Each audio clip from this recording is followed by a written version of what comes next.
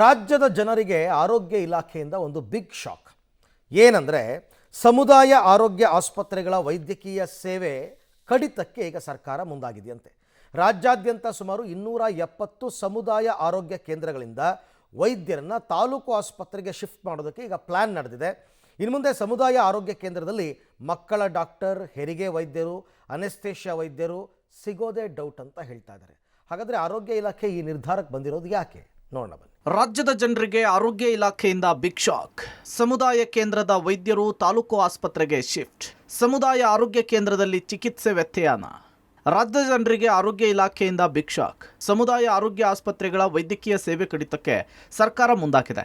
ರಾಜ್ಯಾದ್ಯಂತ 270 ಸಮುದಾಯ ಆರೋಗ್ಯ ಕೇಂದ್ರಗಳಿಂದ ವೈದ್ಯರನ್ನು ತಾಲೂಕು ಆಸ್ಪತ್ರೆಗೆ ಶಿಫ್ಟ್ ಮಾಡುವುದಕ್ಕೆ ಪ್ಲಾನ್ ಆಗಿದೆ.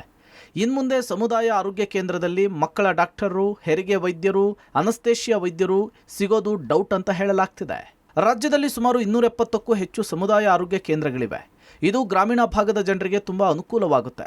ಆದರೆ ಸಮುದಾಯ ಆರೋಗ್ಯ ಕೇಂದ್ರದಲ್ಲಿ ಕಡಿಮೆ ಹೆರಿಗೆ ಆಗ್ತಿದೆ. ಯಾವ ಆಸ್ಪತ್ರೆಗಳಲ್ಲಿ 30ಕ್ಕಿಂತ ಕಡಿಮೆ ಹೆರಿಗೆ ಆಗ್ತಿವೆ ಅಂಥೇಳಿ ಆಸ್ಪತ್ರೆಗಳಲ್ಲಿ ಅನಸ್ತೇಷಿಯಾ ವೈದ್ಯರು, ಮಕ್ಕಳ ವೈದ್ಯರು ಮತ್ತು ಹೆರಿಗೆ ವೈದ್ಯರನ್ನು ತಾಲೂಕು ಆಸ್ಪತ್ರೆಗೆ ಶಿಫ್ಟ್ ಮಾಡಬೇಕು ಅಂತ ನಿರ್ಧಾರ ಮಾಡಲಾಗಿದೆ. ತಾಲೂಕು ಆಸ್ಪತ್ರೆಗಳನ್ನು 24 ಗಂಟೆಗಳ ಕಾಲ ಸೇವೆ ನೀಡೋದಕ್ಕೆ ಈ ರೀತಿ ನಿರ್ಧಾರ ಮಾಡಲಾಗಿದೆ. ಸಮುದಾಯ ಆರೋಗ್ಯ ಕೇಂದ್ರಗಳಿಗೆ ವೈದ್ಯರನ್ನು ಶಿಫ್ಟ್ ಮಾಡಿ ಸಾಮಾನ್ಯ ಕಾಯಿಲೆಗಳಿಗೆ ಚಿಕಿತ್ಸೆ ನೀಡಲು ಮುಂದಾಗಿದ್ದಾರೆ. ಆದರೆ ಎಮರ್ಜೆನ್ಸಿ ಹೆರಿಗೆ ಕೇಸ್ಗಳು ತಾಲೂಕು ಆಸ್ಪತ್ರೆಗೆ ಹೋಗಬೇಕಾಗುತ್ತೆ. ಹೀಗಾಗಿ ಗ್ರಾಮೀಣ ಭಾಗದ ಜನರಿಗೆ ಸಮಸ್ಯೆ ಆಗುವ ಸಾಧ್ಯತೆ ಇದೆ. ಈ ಮಧ್ಯೆ ಸರ್ಕಾರ ಮಾತ್ರ ಹಂತ ಹಂತವಾಗಿ ಸಮುದಾಯ ಆರೋಗ್ಯ ಕೇಂದ್ರಗಳಲ್ಲಿ ಸೇವೆ ಕಡಿತ ಮಾಡಿ ಆಸ್ಪತ್ರೆಗಳನ್ನು ಮುಚ್ಚುವ ಪ್ಲಾನ್ ಮಾಡಲಾಗ್ತಾ ಇದೆಯಾ ಎಂಬ ಪ್ರಶ್ನೆ ಎದ್ದಿದೆ. ಒಟ್ಟಾರೆ ಸಮುದಾಯ ಆರೋಗ್ಯ ಕೇಂದ್ರಗಳು ಗ್ರಾಮೀಣ ಭಾಗದಲ್ಲಿ ಅವಶ್ಯಕತೆ ಇದೆ.